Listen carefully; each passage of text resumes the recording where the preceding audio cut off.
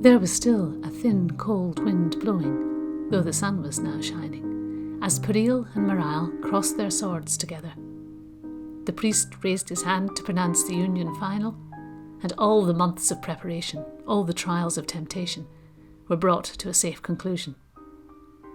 The wedding was held in the castle foreground, which was chilly but necessary because it meant that the priests did not have to enter the grounds of the castle itself.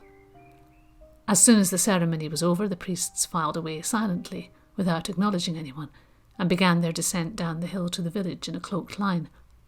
The sword-bearers ignored their departure and crowded round the happy couple, lifting them bodily down from the raised platform. Jay was the only one who watched the priests go. Caste warfare, the ancient bugbear of civilization, was not as far in the past as those in the court and the capital imagined. His experience of living as 3 different castes had given him an insight that was probably unique, though it was one of no use whatsoever on Caraville. Peril was married now. That gave him an authentic patina of manhood, which would harden, no doubt, over the coming year. It would not be too long before Corral realised that his boy cousin was getting old enough to take over command, and it might be a good idea to encourage this conclusion. Jay did not know if he was prepared to face another winter on the edge of the world. The face of General Neveth on the view screen was broken with static. Caraville must be the last place in the Empire, he thought, to rely on an old-fashioned satellite connection for all its communication links. "All the reports I've had of your work have been excellent, Javal," said the General. "I get the impression that Corral would be very reluctant to let you go." "I'm honoured that he holds me in high esteem, sir. But when it comes down to it, I'm an outsider, and on Caraville they prefer clansfolk. Captain Peril has come on well. He should be given preference." "Have you discussed this with Corral?" "Not yet. I wanted to find out first whether I could serve elsewhere." "Essentially, you're requesting a transfer," said Neveth bluntly. "Essentially, yes." "I'll keep my ear to the ground for you. But I don't know of anything going at the moment that would make best use of your talents. Have you any space training?" "Unfortunately, no." He felt a clear dart of excitement go through him. "Celiar of Ari has just been assigned to crew 3 new ships. I'm not sure whether she intends to recruit experienced spacefarers or cross-train. I do know that she feels there's a shortage of space-trained sword-bearers at the right command level, so she might be planning to train up officers. If you'd be interested, I could find out." "I would be extremely interested, sir." "You've got command of an entire army on Caraville, even though it's a small one. Do you really want that kind of sideways move? End up as one of 3 other commanders stuck on board a ship for months at a time?" "I've always felt called to serve among the stars, sir." "Have you? I've hardly ever been off Antrim myself. Very well, Javal. I'll see what I can do." It was only when he terminated the connection and turned to gaze out of a window, which gave a view over the sweep of heath beyond the north walls of the castle, that he realised how desperately, in fact, he wanted to escape. To go among the stars was indeed a yearning of his soul, partly because so few people of any caste ever did leave their own world, and it amused him to think that the youngest son of a blacksmith should be commander on a starship, and partly because he had an idea that extremes of physical distance would take him far away from the danger of discovery that haunted him. But he could find danger, of course, anywhere he happened to be. All through the long dark months of winter, he had taken his chance with Dazil, wherever and whenever he could. Though the risks were never completely reckless, he had got bolder and more careless as time went on, and it became clear to him that Corral's intimate interest in Dazil was close to non-existent. They had been married for 9 years, she told him, and it had been a long time since he had touched her, anything other than occasionally. They met in the abandoned temple, in his own quarters when Corral was asleep, even once in the guard tower when Jay had taken over night watch from a sick lieutenant. And although during other times they maintained a perfect distance, when they were in the same room, he was afraid that the connection between them was a tangible thing that surely must be visible to others. Too often he felt Sagat watching him, and he had never been able to dismiss the suspicion that he harboured underdeveloped psychic perception. It was not unknown for people to hide such tendencies, since recognised prophets were always taken from their caste to a life of monastic service at court. He had to end it, and he did not know how. He did not know how. All his previous experiences had been self-limiting somehow, mostly single daring encounters or liaisons in a transitory situation, and his skill was in recognising and creating the opportunity, not extricating himself afterwards. He had never been trapped for the foreseeable future in the same place as his lover. It wasn't as if he got much chance to talk to her. When they were together in public, they ignored each other, and when they were alone, he could never bring himself to waste the time. It was only a week after the wedding, however, that circumstances fell in his favour. Corral called him into his office and informed him that he was going to visit his clansman, Sahil, whom he had met up with for the first time in a while at Paril's wedding. Sahil lived on the far coast of Caravil's single landmass, beyond easy travelling distance on foot or quanthback, and since he would have to take the hover speeder, he would be gone some days. It was the first time that Corral had left his post in all the time Jay had been there. He did not ever seem to go much beyond the castle, and never spent the night away. "I know I can trust you to hold the fort, Javal. Keep an eye on Paril. Don't let him get distracted too much, eh?" This was Corral's idea of coarse humour, and Jay smiled obediently. As for holding the fort, since there was little likelihood of the enemies of Clan Veal swarming through the sea beyond the stars in the next week, he felt confident that he could cope in the general's absence. He saw Corral off in the hover speeder with a party of guards and servants the hour before dinner, in the advancing twilight. Darkness was only just falling when Jay returned to his quarters to get rid of his sword before going down to the dining hall. Something stepped out of the shadows at him, and he had drawn his gun before he realised it was Dazil. He swore, put the weapon away, and turned on the light. "What are you doing here? You mad? There are people out there. What if one of the servants come in?" She was still standing behind the door, unmoving. Her face, now he looked at it, was pale with tension, and her eyes were deep. "No one would think to look for me here," she said in a very low voice. He threw his sword on the bed. "Who would be looking for you?" "Sagat," she said, breathing the name in a terrified underbreath. Jay stared at her. "What?" "Lock the door." "No, I have to go down to dinner. They'll notice if I'm delayed." "Please, lock it. I want to talk to you." "Talk then, but be quick. You shouldn't be here." "That's why I asked you to lock the door." Irritated, Jay pressed the lock panel, which was programmed to respond only to him. Dazil let out a great breath and rushed at him. Against his immediate inclination, he held her. In his arms, he could feel that she was shaking. She clung to him for a moment, then pulled back. "You must help me," she said. "I'm in great danger." "We're both in great danger. That's the way it goes." No, it's got nothing to do with what we've done. It's me. It's a cat. I've got to tell you, but I'm afraid you won't believe me." "Try me." "I think he's going to kill me." He sat her down on the bed and continued to stare at her, while she continued to grip his arms. "You don't believe me. Why should you? These things don't happen today, but they do, you know. You must have realised that I'm younger than Corral. I'm his second wife. His first wife died after they were married 15 years. She fell from the north battlements and smashed her head open. She was supposed to have slipped, but it was a dry night, and it was only a few months after Sagat came here. She leaned closer. I've asked, as discreetly as I can.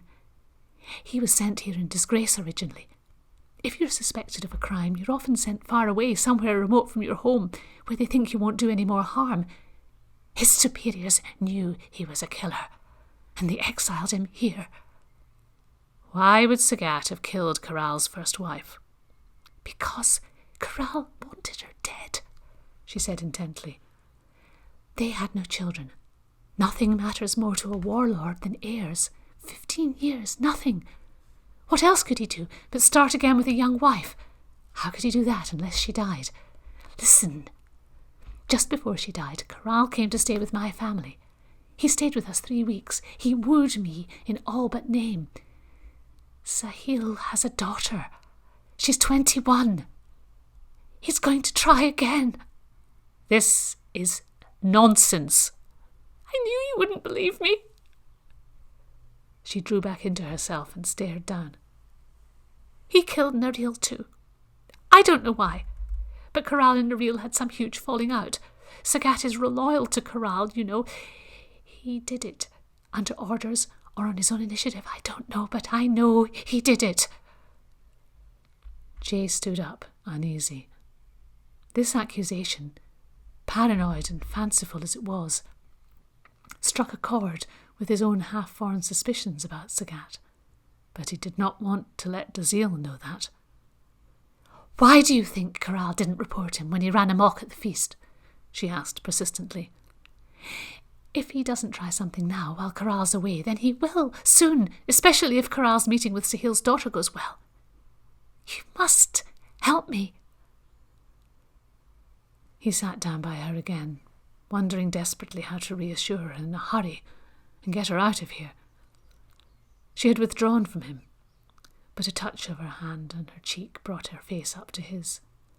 Her eyes were almost black. He said nothing, but kissed her fingertips and caressed the back of her neck. She snatched her hand away and left him. There followed some days of silence, while Dazil avoided him in private as well as in public. This was intended to provoke a response from him, he knew that. While he was untroubled by such tactics, she had nonetheless disturbed him. He tried to discount what she'd said, but his instincts were firing. He had never been able to give the suspicion a focus, but he had known from the first that there was something unusual, if not wrong, about Sagat. And what alarmed him even more was that Sagat knew there was something wrong with him. On the day before Corral was expected to return, the news arrived that he had decided to extend his stay a while longer. A servant brought Jay the message at dinner, and then repeated it to Dazil at the other end of the table. Jay did not move his head, but he was aware of her rising and leaving her place immediately. He took his time over finishing his meal, had some of the baked fruits on offer afterwards, then excused himself on the ground of Farstaff practice. She was where he had expected to find her, in the outer chamber of the suite of rooms she shared with Corral. When he knocked, there was a pause from within as she deactivated the lock. On the window seat was a small silver gun. "Bad mistake," he said, snatching it up and pointing it at her for a moment, before twirling it in his hand and tossing it to her. "Always keep your weapon on you." She fumbled to catch it, missed, and half sank onto the floor, sobbing. He had to deal with this now, before she got them both into trouble. He lifted her bodily off the floor, set her on her feet, and held her upright by force. "Stop crying," he said firmly. She gasped for breath. "I said stop. Be quiet." He gave her one small shake, and her shoulders subsided. Her face, eyes downcast, set. "All right. Now listen to me, Dazil. If Sagat was going to kill you, he wouldn't shoot you, nor would he attack you face to face. So locking yourself in your room, arming yourself, that achieves nothing. People are going to start noticing you're behaving oddly. He might notice, Corral might notice. That could be dangerous. You believe me? I know there's something odd about Sagat. What I find hard to believe is that Corral would think it worthwhile looking for another wife when he's had no children with you either. The problem's likely to be his. Do you think he would ever admit that, even to himself? That was a fair point. Carefully, Jay let her go of her, and was relieved to find she stayed up on her own. Possibly I could get Sagat removed somehow. He would be no great loss as a sword-bearer. That will never happen. I am absolutely certain Corral colluded with him over the first murder, possibly the second too. Don't you understand? They're in each other's power. Sagat is supposed not to have Corral's favour, but he's blood sworn to him. Did you know that? He did not. And if it were true, the fact that such an important allegiance had been kept secret was significant in itself. Jay was mortified by the realisation that much more had been happening on Caraville, and right in front of him, than he had even begun to suspect. All right, he said. Then you need to get out of here. Leave him. Go and discover a calling to the temple or something. How would that keep me safe? Corral still wouldn't be free to marry again. I would be pursued. You could disappear. What do you mean? I mean, you could leave in secret and take on a new identity that Corral or Sagat would never know. You could put on a servant's cloak and walk out of here. Nobody would notice. Get off Caraville. I could arrange it somehow. Change your name, turn up at a camp on the other side of the world. Say Commander so-and-so sent you. I'll give you some basic combat training so you seem convincing, but say you're a healer. Nobody asks too many questions of healers. They're always needed. They'll probably never even ask you to swing a sword. Even as he finished speaking, he knew that he had made a deadly mistake. She was too damn clever, and he had known that perfectly well. Her face changed to an expression of astonished understanding. As you did, she said, crisply and clearly. Suddenly, the hysteria was gone. He did not even attempt to bluff or backtrack. He did not want to appear to have lost control. Let her think that he had given himself away quite deliberately. But ice was freezing in his chest, and he could feel the ground of his life cracking under his feet. Who are you? What did you do? I am whoever I say I am. I am whoever you think I am. And I did nothing. No. You must have done something. It was a woman, wasn't it? In a way. No, because you say you've always been careful. She drew in her breath sharply. You're not a sword-bearer at all. Sagat said so. You're not a priest, or a scholar, or a noble either. You're a servant.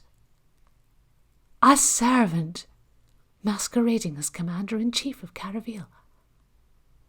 By the Empress, if only Corral knew. He seized hold of her. There are a lot of things Corral doesn't know. Understand this, Dazil. We are criminals. We put ourselves in each other's power the first time you came to my bed. Whatever the truth about Sagat, whatever he did or might do, this is one danger you can be sure is real. I know. Then think about what I suggested. I'll help you. In the meantime, I'll look out for Sagat and try not to let him push you over any battlements. Now, are we going to waste any more of the time we have to ourselves? She relaxed under his grip and shook her head with the beginnings of a slight smile. Her fear made it impossible for him to leave her that night, and his made it impossible for him to sleep. For the first time ever, he lay awake all the long dark minutes until dawn. wondering if he would get away from here with his life intact.